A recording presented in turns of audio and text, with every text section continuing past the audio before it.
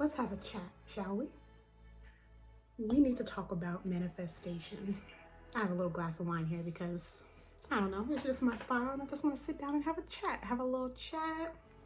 talk about some of my thoughts because I have a lot of them. So, manifestation is like the buzzword of the decade, the buzzword of the last 5 years. Everyone's talking about it. Everyone's trying to figure out how to do it. Everyone's capitalizing off of it, mind you. So my intention with this video is just to talk to you, like I said, about some of my thoughts, give you some practical strategies with regard to manifestation and how to incorporate some of those into your life, and just how to help you move a little bit closer to some of the things you want. So yeah, basically my story with manifestation is between the years of 2016 and now 2021, like I went from freaking depressed, living on my own, to within a couple of years engaged, married, getting spontaneous money and raises in my life, you know, getting the best in-laws in the world, getting the best husband ever in the world, living a remote work lifestyle, being a digital nomad, which I am now. Like all these beautiful changes in my life, I attribute to, you know, these strategies and these methods. I also have gotten, you know, scholarships to study my passions of wine, and yeah, I've been able to travel all over the world. I've gained some like really freaking amazing friends. I've been able to, you know, go on a self-healing journey and really treat like my depression, my anxiety. Like it's just been a beautiful ride over these last 5 years. And I know there's so much more to come. I still have like another big goal that I want to reach. So I'm gonna continue to, you know, go on my journey, use these strategies to help me get there. And yeah, so like I said, I really hope they help you out. There are a lot of people out there that think manifestation is complete BS. And I completely understand why. Like totally 100% get it, because so many people have taken it and given it such a terrible name. I, however, do believe that at least some of the reality that you experience is dictated by the way that you look at things, how you act, your thoughts, your emotions, all that kind of stuff. And truthfully, even if it was complete bullcrap, doing some of these things that I'm going to talk to you about and just incorporating some manifestation strategies, if you will, they're not going to hurt you, provided that you're not like extending yourself financially and spending money on things that you don't have, trying to think more positively and working towards your goals. All that is not going to hurt you, and it's not going to cost you any money. So I mean, thinking negatively definitely isn't going to help your situation, or wallowing in self-pity or whatever. So doing the opposite just isn't going to hurt you. So, you know, why not?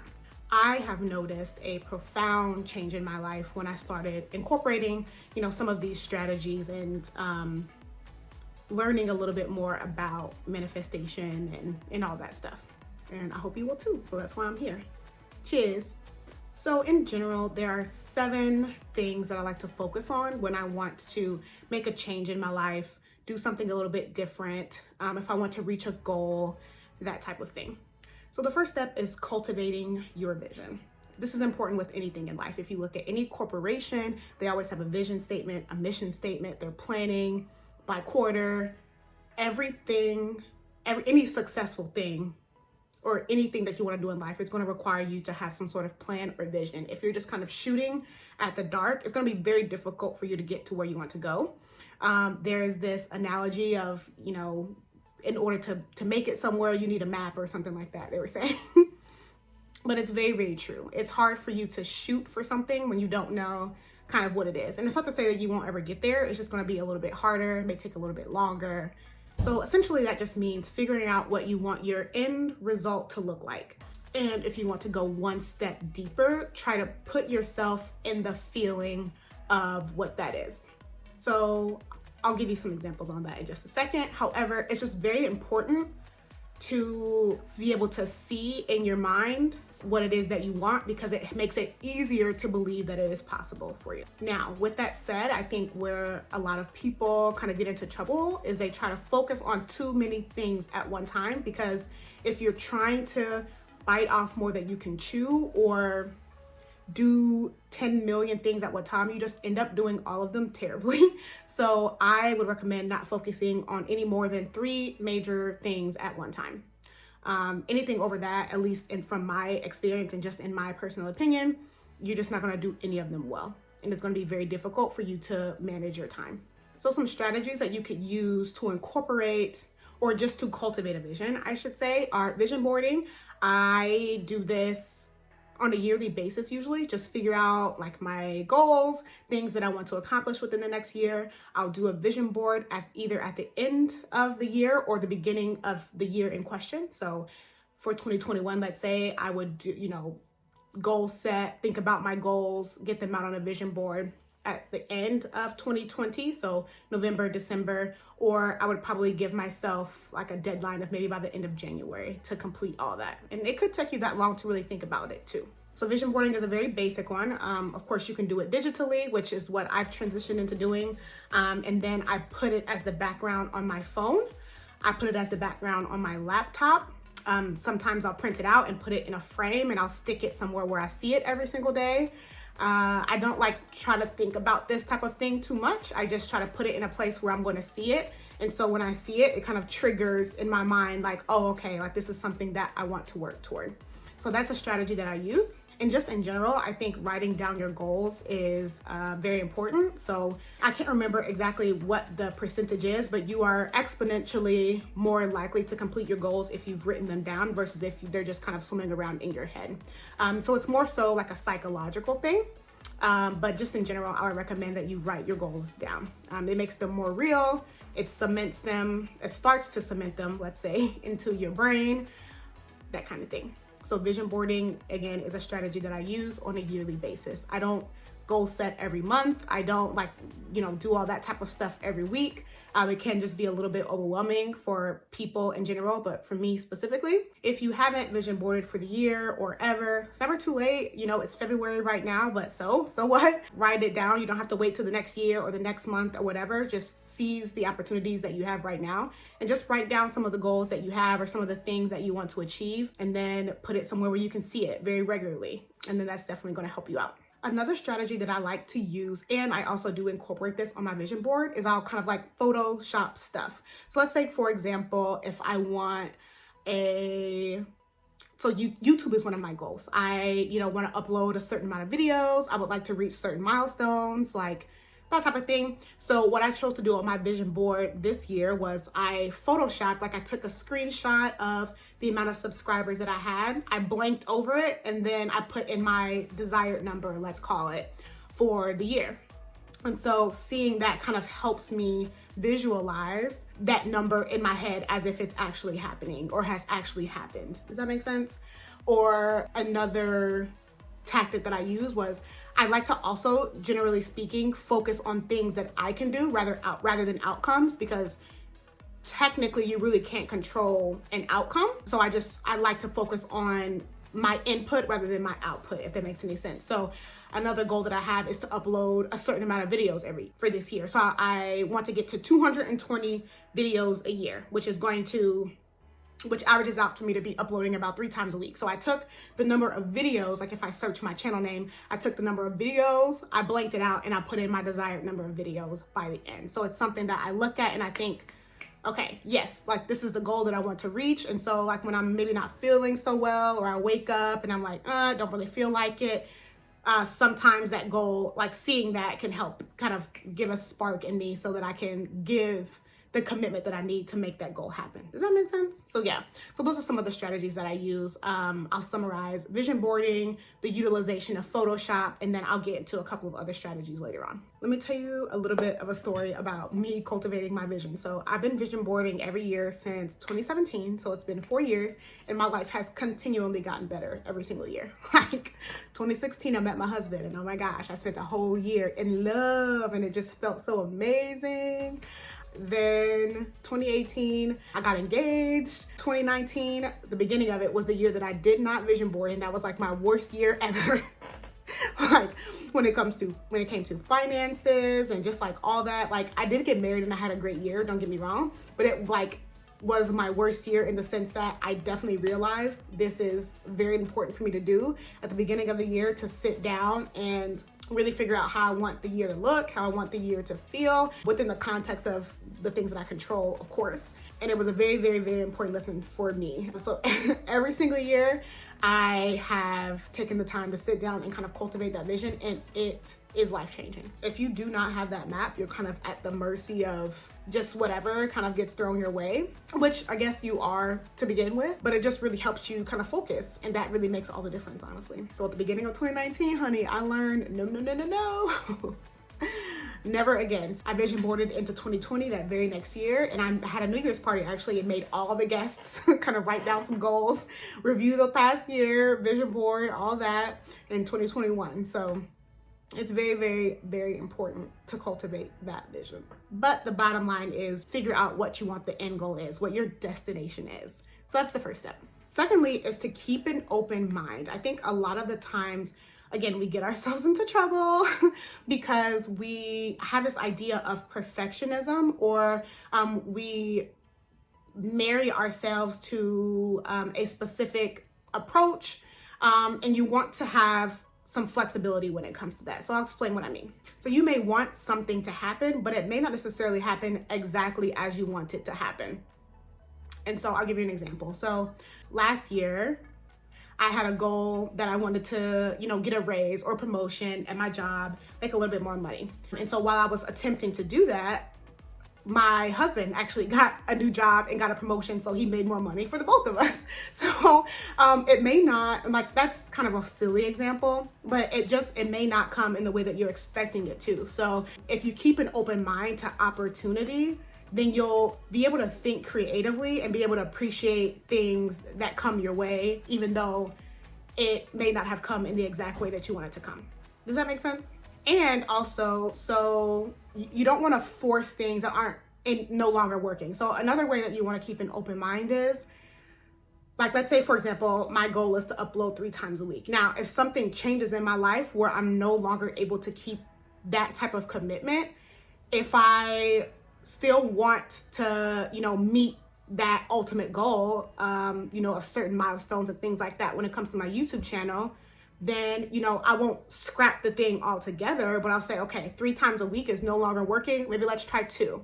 Maybe let's try 1 and figure out what I can actually commit to, as opposed to just scrapping the whole thing altogether. And that's, of course, provided that you still want that end goal. But just keep an open mind to your approach. There's a really good quote that I like that says, stay committed to your decision, but flexible in your approach. And so you want to maintain a level of flexibility and open-mindedness, and keep an eye out for opportunities that may not come in the way that you specifically thought that they would. You heard me? Need to get a little sip. This is a red blend, by the way. Very good. A lot of people think that manifestation is just like this magic thing where you think of it and it just magically comes into your life. No, I think obviously we're all past that point now. We all know that if you want things to change, you have to do something. You have to do something different. Otherwise, you're going to yield the same results. It goes for anything. It goes for, if you have a goal of weight loss, or if you have a goal of getting a promotion, or if you have a goal of getting a new job, you have to do something regularly in order to achieve that result and maintain that result. You just have to. You're not going to be able to escape that. So essentially, you want to be able to cultivate that skill, because again, being able to maintain the desired result that you have is going to require you to do the same things that you did to get it. So it's kind of like you have to train your mind to not think that this thing is a destination, but rather you have to get your mind accustomed to the journey. So let's use weight loss as an example.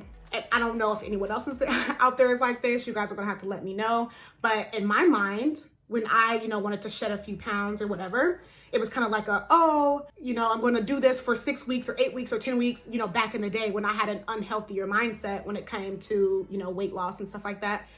And then I can't wait to eat my hot Cheetos or, have this, have that. And it's like, if you're going to approach your goal and you're going to have unsustainable results to get there, the results aren't going to be sustainable. So you need to be able to do the same things that you did to get it. You're going to need to do those same things to maintain it. So for YouTube, for example, a person can work really hard on their YouTube channel. They can blow up. But if they immediately just stop uploading, they stop engaging with their audience, they stop doing this, they stop doing that, the results aren't going to be sustainable. So you need to be able to cultivate that in your life. So I utilize the top 3 method. So basically it's you think about the top 3 most important things you want to get done in that day.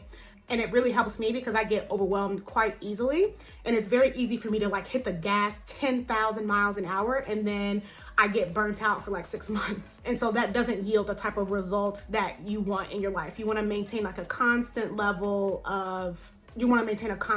in general. And so you don't want to have these like massive spikes and then like you decline for a long time and then spike and then go down. You want to maintain a constant level of just maintain consistency, let's call it a constant level of consistency. So the top 3 method really helps me out with that.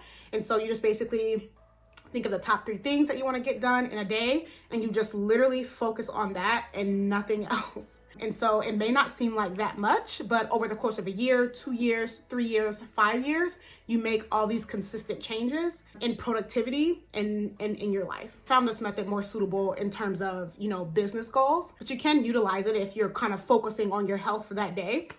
For you, that top 3 could look like, I want to have 2 pieces of fruit today. I want to have a green smoothie today. I want to work out today, whatever it is. And you just focus on those things. Or it could be, I want to upload a video today. I want to reach out to X amount of clients today, that type of thing. And the key here is that you don't want to guilt yourself if, you don't get everything done in one day, because that's going to happen. We're not perfect. And just things happen and life happens. I think the big thing is, and the thing that separates people who are successful in their goals versus those who are not, is they're able to kind of dust themselves off and keep going rather than quitting, when they experience some uncomfortable emotions like guilt or shame or whatever. So, if you just happen to not get those things done today, that's fine.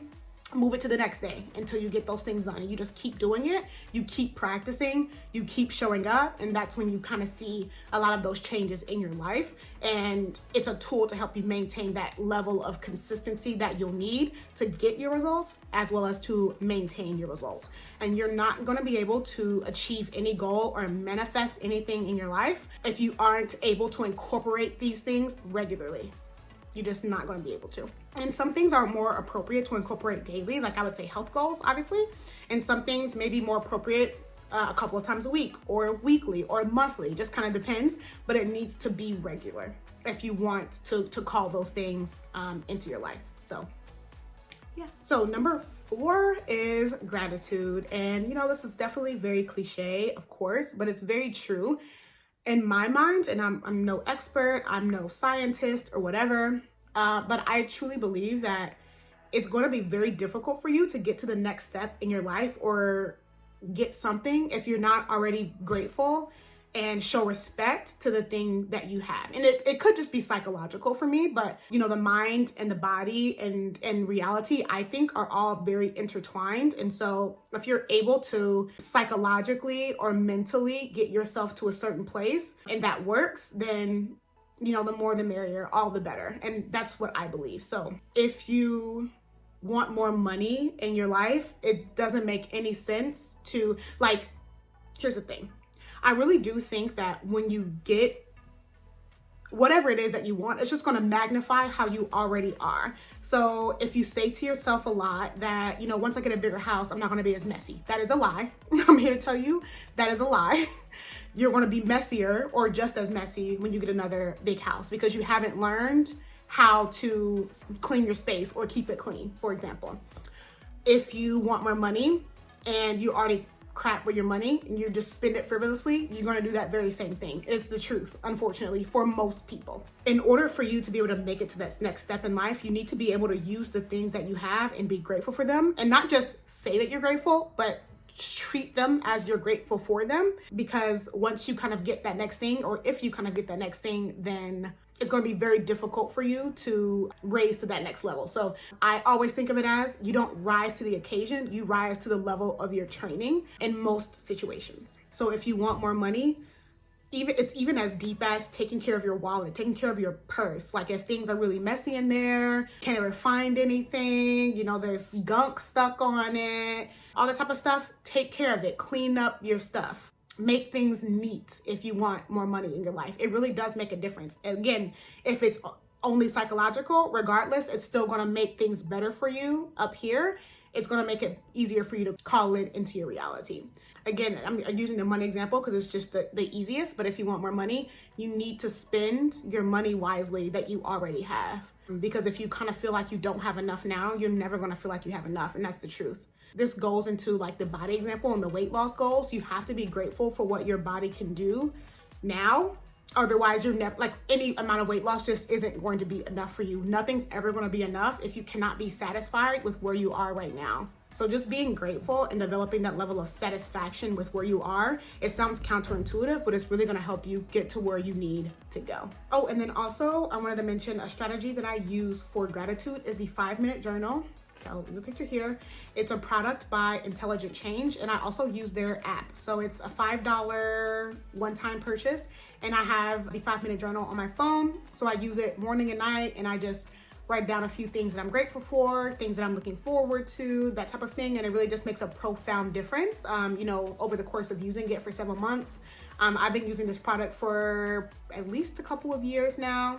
If I scroll back down in my journal, I think I got it in 2019 or 2018. I'm not gonna lie. So it really just has made a profound difference in my perspective and the way that I look, at my life and at things. And so, yeah, very important. So the 5th tip that I have is to limit noise from others as well as distractions and set up boundaries. I'm just a firm believer that you know the best for your life. So listening to your intuition is something that's very important, and learning how to cultivate that relationship with yourself is also very important. So just a personal example for me, when I graduated from college, I had one of my family members basically try to get me to leave a very good opportunity that I had, a very good job, to not move across the country and, stay in my hometown and all that.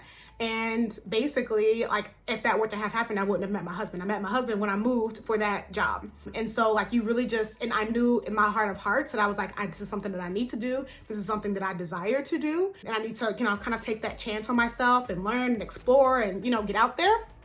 And again, like I said, I went out there, I met my husband there. Now we've been married for like a couple of years. We got together like kind of right when I first moved. And I would have, I don't know, if I could see and peer back into the past, if I had, stayed at home, I probably would be throwing up if I knew that I had given that up, if I had listened to someone else. So it's very important, if there's something really speaking to you, that you at least explore it, take the time to listen to it and set up boundaries and just do what's best for you. The next tip, which is number 6, is focus on feeling better. So basically what I mean by that is you're going to be able to do a lot more if you're not feeling like crap. Like, honestly, it may sound counterintuitive to your productivity if you're just focusing on the actual thing and the actual task and burning yourself out and killing yourself for that. You're gonna have way more energy if you're feeling better about yourself, if you're feeling confident, if you're well nourished, all that type of stuff. If you focus on how you feel, you're gonna feel better, you're gonna develop confidence, and confidence is going to help you get what you want out of life. Along the same lines as this, you'll want to learn how to develop emotional control. And some of the strategies I use for this tip are journaling. I don't necessarily journal every day, but if there's a nagging feeling that I have on my chest that I just can't get off and it's just ruining my day, I just have to get it out. You have to express yourself and work through your emotions. And so another strategy that I use is meditation. It is relaxing for me. And so focusing on your stress relief is also very, very important. Having high levels of stress is going to stop you from wanting to work out. It's going to stop you from wanting to eat healthy. It's going to stop you from wanting to achieve some of your goals and work on your business and all this type of stuff if you're overly stressed. And so you have to work on stress relief and work on getting your emotions out and through your body. You're going to want to nourish yourself. You're going to want to exercise. All those types of things are very, very important because, again, you're going to feel better. And when you feel better, you're going to have way more energy to complete some of the things that you want to complete in this life. So focus on feeling good, babes, and not in a destructive way. Excessive drinking to excess, not going to make you feel any better. Eating to excess is not going to make you feel any better. And so regulating your stress and regulating your emotions is going to really help out with that if you struggle with it, which a lot of us do. And number 7 is to invest in yourself. This is also very, very important because when you do this, then you show yourself that you're worth it. Investing in yourself doesn't have to cost any money. So investing in yourself exercising. That is an investment in yourself that's going to cause ripple effects that are going to be overwhelmingly positive. So when you choose to do a workout, it's not just going to affect you in that moment. It's going to affect the rest of your day. Quite frankly, could affect your whole month. Like, you know, those type of things build on each other in a positive way. They compound positively. Investing in yourself is a confidence developer. I think that, you know, we a lot of the times get into this space where we, you know, kind of spend without thinking. We spend very frivolously a lot of the times on impulse purchases, food, you know, that kind of thing. And so when it comes time to, you know, investing a little bit in yourself, in your education, it doesn't have to be a lot of money, or in your, you know, exercise routine, whatever. We can kind of feel a little bit stingy with ourselves. So it's kind of like, oh, I don't want to spend the money or whatever because you've already spent frivolously. But when you think about it, like, you're going to save yourself a lot of money in the long run if you invest in yourself a little bit in the short term. So if you want to invest in a meal prep service, it's going to save you a lot of impulse purchases in food. If you invest in, you know, your health via Obey Fitness or, you know, an exercise program, reasonably, of course. Like, I know there's lots of gyms that cost hundreds of dollars a month. You don't have to do that. But yeah, if you invest in yourself, you're going to save yourself money in the long run, for one. And for two, you just show yourself that you're worth it, and it's going to develop your confidence. So don't get caught up in the trap. Really be honest with yourself and say, is it really that I can't afford this, or can I not afford this because I spent so much money impulse buying stuff? Because quite honestly, if you can eat out and pay for food every day, you can probably afford some investments in yourself that, you know, are going to really help you out and really help you get to where you want to go. So those are my 7 tips on how to call things into your life, how to manifest, how to achieve your goals. Truly, if you apply these 7 steps, I think that you're really going to see a profound difference in the way that you show up, in the way that your life looks, in the way that you view your life, which really makes all the difference. So I hope that this helped you out. I really hope you enjoyed. And if you want to see more, definitely let me know what else I can talk about. So do you have a manifestation practice? What have you manifested in your life? What do you want to manifest in your life? Let me know in the comments down below. I would love to talk about it. And do you believe in manifestation? Definitely let me know in the comments as well. So I really hope you enjoyed this video, and I'll see you on my next one. Bye-bye. Let's have a chat, shall we?